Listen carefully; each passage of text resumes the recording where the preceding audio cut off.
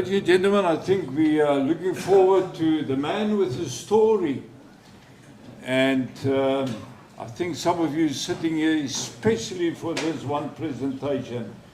And we would like to invite Mikael Lindnord for his story.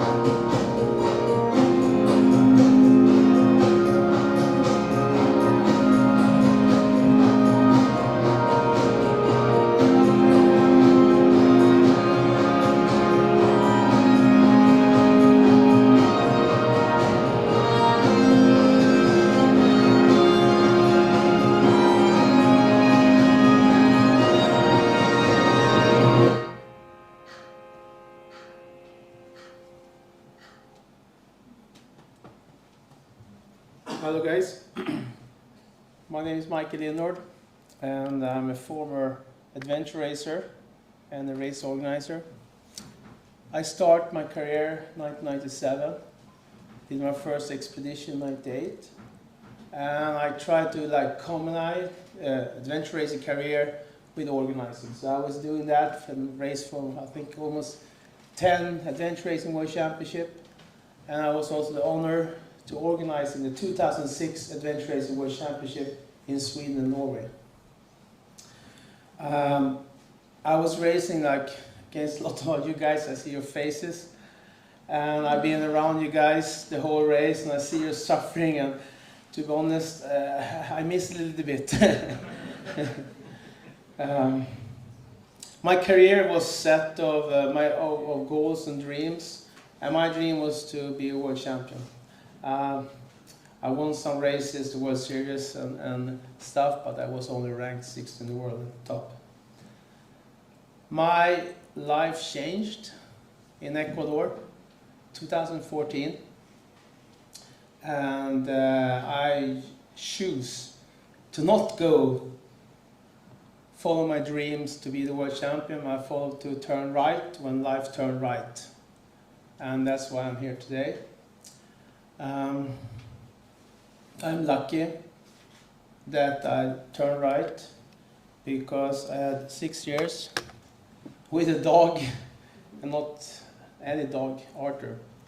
And everything started when we were after 4 days in Ecuador racing, and everyone is dreaming of this perfect race. When everything goes through, we've been spending all the last money we have for this high altitude training camp and everything. So we when I was checking out from the hotel in Quito, I didn't have money to check out.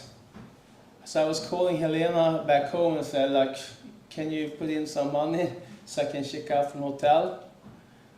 I think it was $200. And she said, oh, we don't have any more money.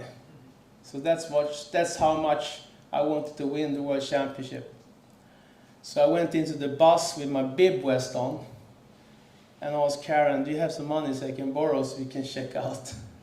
So I went out and then we checked out. And I thought I was looking at my bib and I was like, okay, we fixed this. We're going to win the World Championship and then we get prize money. That was the plan. So of course we're racing, and as many teams, you know how it is, it's ups and downs, but still we kind of get some energy because we came into this village after 4 days, and there was this American team, Techno, they just passed, just went out, and they were in 4th place. And so maybe we have chance, still have chance. So we went into this transition area, and we had these 2-hour mandatory stops. I was putting my bike in a bike box, and I had these Swedish meatballs I was eating and tried to fix the gear, and I was super pumped because it was almost finished now, like 1.5 days to finish. You know these guys, you start to sprint now. So when I stand there and eating my meatballs, you get this 7th sin, you feel something is really close to you. And then I just turned my head like that, and then it was this stray dog, maybe like 3-4 meters from me. And I was like, oof, don't come close to him. I don't want to get all the disease. I was thinking, you know, rabies. I know, don't come. And I can even smell his smell because he was bleeding from his back. And I was like, don't come close to me. But then I still eat my meatballs, and I looked back again, and he was sitting in the same place.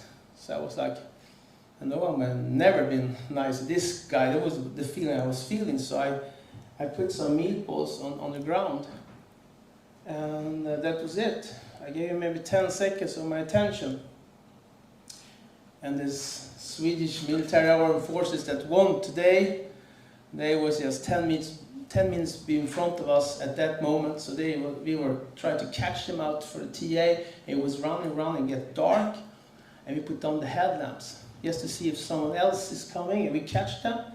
But did we see any teams behind? We couldn't see any teams, but we can see the dog. And I was making a joke to the other team that, have you dog with you, guys? And they stopped, and we continue, and we also fixed our headlamps or something like that. And then the dog came really, really close, and then I recognized it's the same dog.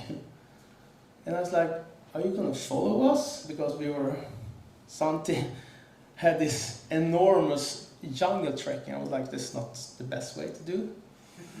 So we just continued into the jungle, and he just followed us. And it was morning, and we just sat down on a tree, and I said, hey, someone has something to eat. And Simon took us these meatballs. And I was like, wow, and then we put them together. I took a bite, and Simon and Karen and stuff. I didn't want anything because behind me, Arthur, he get the name now, Arthur. He was sitting there behind me, and so we didn't even talk about it, but it was like obvious that he should have the food.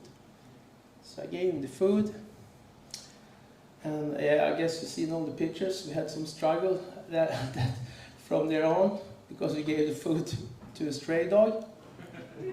And many people have told me like that was maybe a stupid mistake. Yes, it was, because we're a sponsorship, we were sponsor peak performance, Mayor Brown, and we put all the money to do this, and then we give all the food away to a stray dog. I know, but you know how it is in adventure racing. You race, and then you get a little bit confused. But the thing is, like, he was becoming kind of a team member, so it was... Anyway, we continue. We finally reached that transition area. And then we met like, okay, you can't bring the dog any longer, and then we understand that. So one of our team members had a real problem. We get IV, and we get some 4-hour penalty, and we have to stay there and wait for a tie, and then we just try to paddle. And they said, you can't bring the dog, it's too dangerous straight. It's mangroves, and it's tides and everything, and we understand that. So we start to paddle away. And when I was maybe 20 meters, something like that, I just heard, and I turned my head, and I saw this dog, Arthur, now follow us, and he can't really swim either, so it was just above the water. You know, guys, everyone in this room will do the same. So we just, okay, stop the boat, and then I just took it in my lap, and he was the 5th member. We can't leave him. So we continued this paddling, and he jumped into the water. He was hunting fishes. We had to stop and get him back. And then finally, everyone was in Ecuador. It was a village on the right side. And he saw this village and he just jumped in the water and ran off. I was like, okay, maybe that was his purpose, that was his goal. So we were just paddling. It took like half an hour or something. We almost left there. It was a pretty long village. But then we saw he was running and then he jumped into the water and like started swimming and like, okay, you can pick me up again.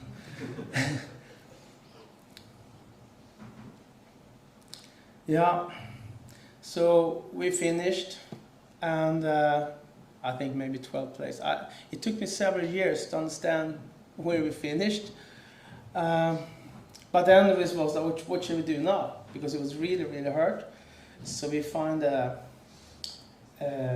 veterinary and we had some doctors and blood works and everything. And I was like, what shall this happen? And all the media attention was crazy in Ecuador. I didn't understand where would this come from, because I haven't seen so many stray dogs and now something happening.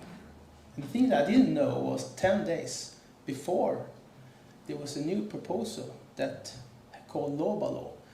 So the LOBA law was against abuse on dogs and animals. So we kind of are front persons for this new law that we didn't even know about.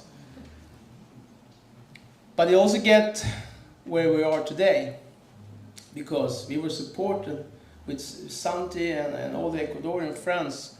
So 2018, we support the law and the law came through. So now all the stray dogs in Ecuador have the same rights that we have in Sweden.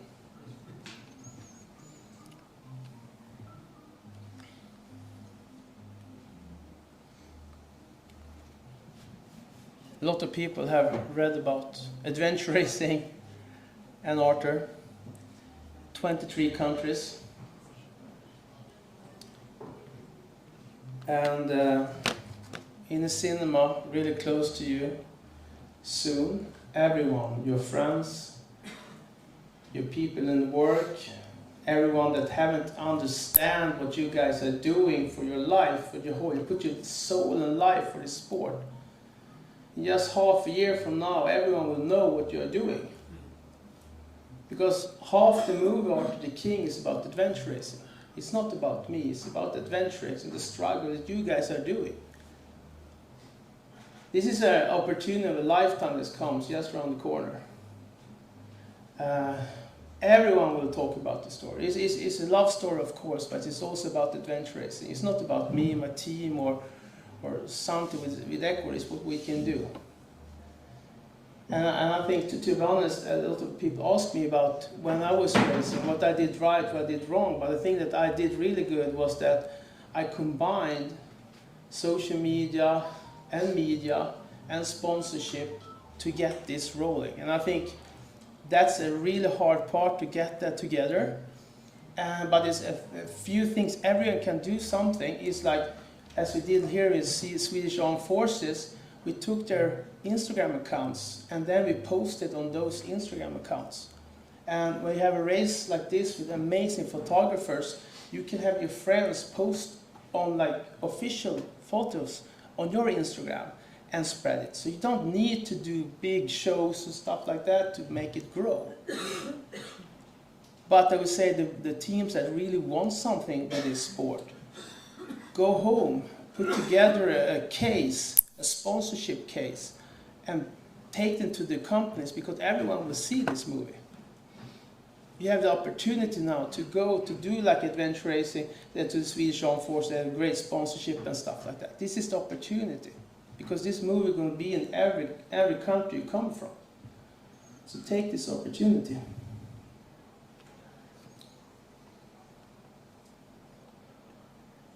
Because I started early to do this. I didn't know it's going to be with Arthur, but we always focus on media, social media, and push. And the thing we also did really good, I remember, is that we have like training camps, like open training camps. Yes, bring them, your friends. I know my city, we were like 25 guys that pushing to be adventure racers. Bring them to your trainings, even if it's like, oh, he's not that good paddling, I want my training, you know. But some sessions, bring them in. Bring them in, because that's how we grow. And now people get so motivated when they're going to see this. And it's like just the actors in this movie. Besides Mark Wahlberg, you have Natalie Emmanuel, you have Simu. This is famous actors.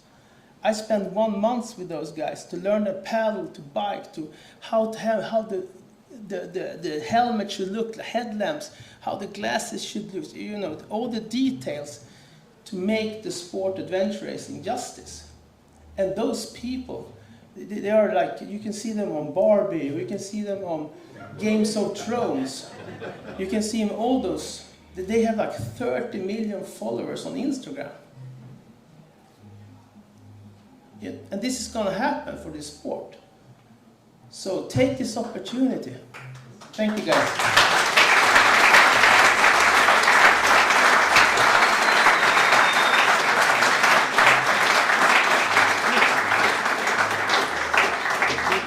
Clips to show, is that it? I'm done.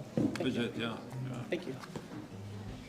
Like gentlemen, ladies and gentlemen, like I said, a man with a story to tell, and I think we're all looking forward to Arthur the King. When does it come out? Yeah, it's on.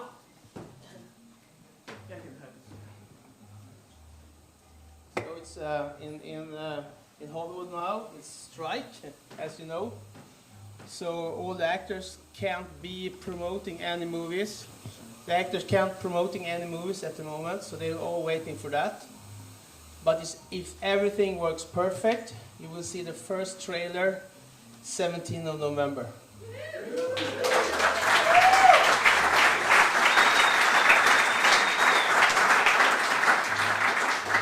Because of the studio is Lionsgate, so it's like up there. So they have this new movie come out, I guess you see in the series Hunger Games. So the new Hunger Games are coming in November, and they're going to start promote the Arthur King at Hunger Games. Thanks.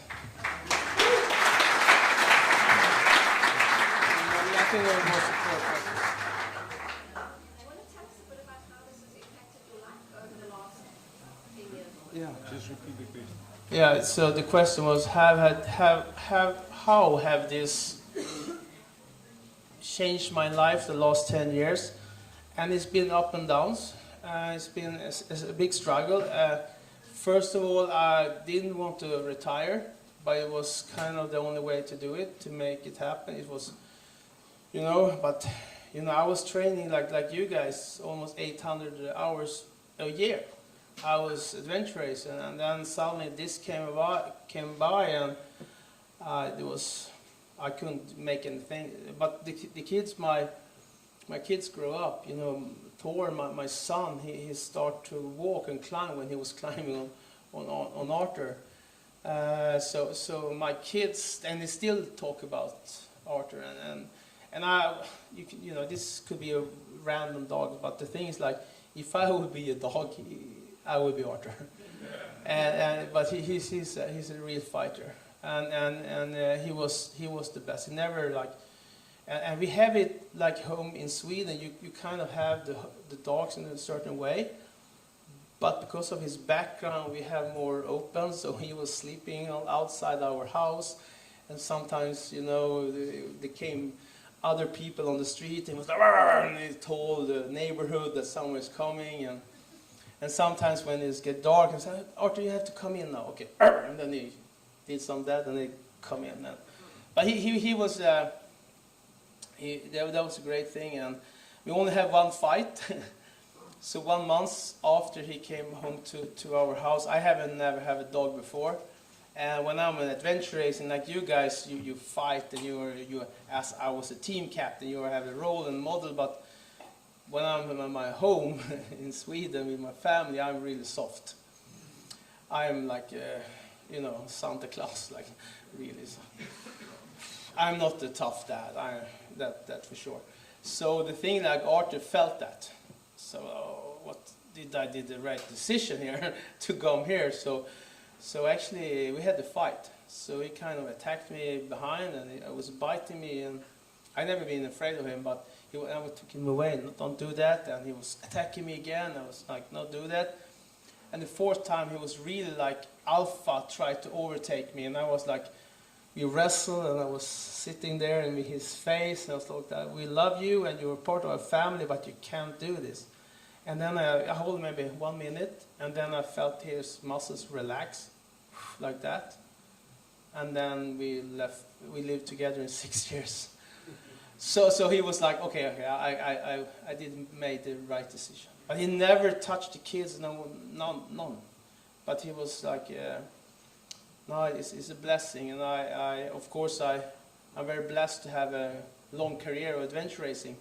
But I'm also blessed to have this family member that he became, and it was a big love for us. Yeah.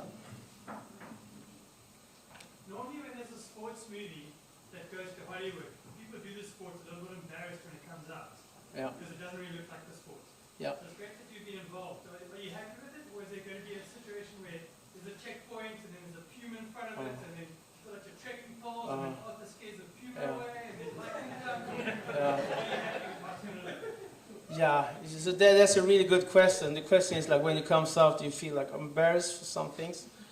And the thing is, like, I work with all the crew kind of before, so every transition area looks like this, but on steroids. It looks like you want it to look. It looks like it looks like the Olympics on Ironman, but in adventure racing style. And as I said, I work with actors. I think I paddled maybe 100 times in and out with the waves to get the technique right, you know. And I was like, when they were paddling behind the cameras, I was like, I can't. So one of the guys gonna even paddle better than you guys. But with like Mark Wahlberg, it was a different story because he knows everything. So get him paddle like, you know, when you put you get the grip of the paddling. That's not really him. It's like more strong power. But that's the thing with Mark is like his you know, you heard about this 5 a.m. club and stuff like that. And when we came there, he said like, Michael, this is gonna be a tough shoot. We're gonna start at 2 a.m. And I was like, oh, you know how it is in adventure racing. You can show up and be for a couple of days. That's okay. But he has a crew. Have you seen Entourage? That's the real thing. If you see it, like, it's a guy is all E, his manager. I lived just besides him, but he's an old guy, but he's so cool. But anyway, his entourage, they wake up like 2 to 3, between 2 and 2:30 every day. And then he trained for 2 hours, and then he read the script for 2-3 hours. So when the lights come up, he was like ready. And I was like the first day, the first week, oh yeah, you know, he's not gonna do this. He's not gonna do this. But he did it for 3 months. His motivation to do this is unbelievable. And some of the scenes he have like monologues for like 5 minutes. And if you have seen in movies, you kind of shoot everything from different sides, and you have turnaround, so you have like every scene at least 8 times, and he nailed it every time. And he's some of the things in the movies are so close to true life. It's so close. It's so close. And we had also like 3 dogs. Yokai was the head dog. And he looked exactly as Arthur. So all the fans for dogs is going to be, okay, do they have the same dog? So that's going to be great. And this was a long answer, but you will not be embarrassed when you see the movie. It's kind of cool stuff. Yeah.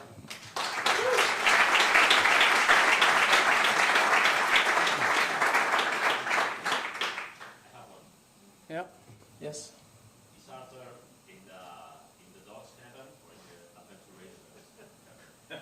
In the Is Arthur in the dog's heaven or in adventure racer heaven? heaven. Oh, yes. I think he's in both. Yeah. No, but the thing is, like, I didn't understand what's going on and what will happen with this, but I know when he was passed away, it was big news. Everyone, especially in Sweden and Ecuador, it was like Roger Federer was playing tennis, and then was Arthur passed away for a couple of days, and then it was the president. So, and when because I went back with Sant and his team after 5 years to see what's happening, and we went to Guayaquil, we went everywhere to discover Ecuador. And to be honest, that's a beautiful country. So when you go there for Adventure Racing World Champion next year, bring your family. For that country is amazing. And all the people and all the love I felt, this was incredible. Like when we drive into Quito, we have like police escort, and you know, so that was crazy. And we also, I don't know the English word for it, but they open up the Quito International Airport, so it's dog friendly now. So me and the government and Santi, we cut the roads. So now you're allowed to take your dogs to the airport, and they even have like dog toilets now. That's for one dog.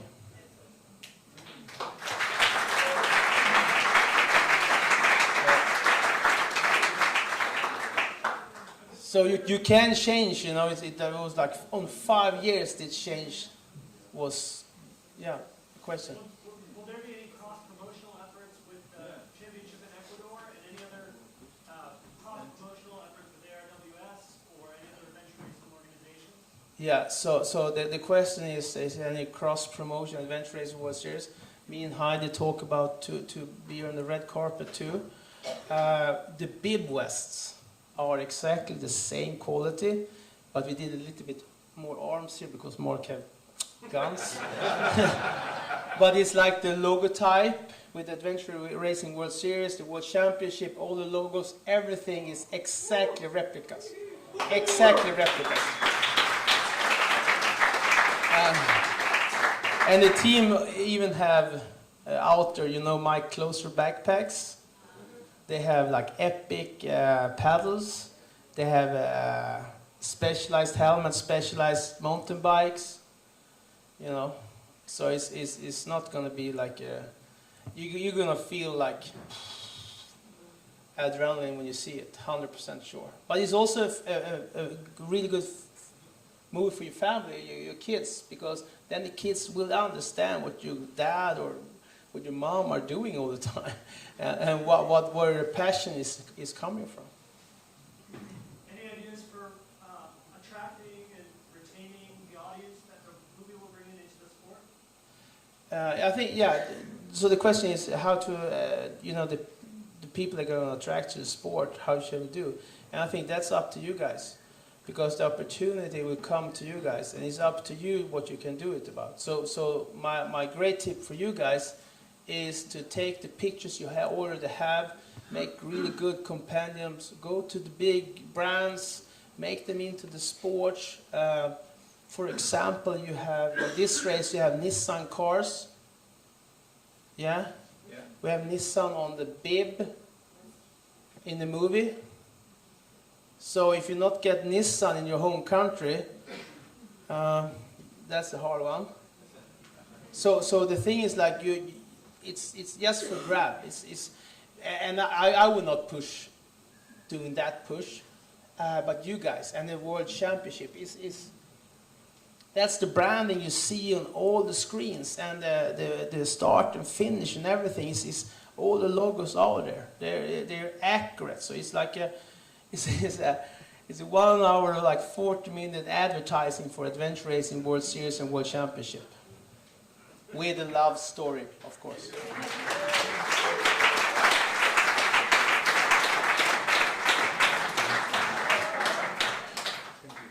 Thank you. Thank you guys. I appreciate it. Come back, Marco. Yeah.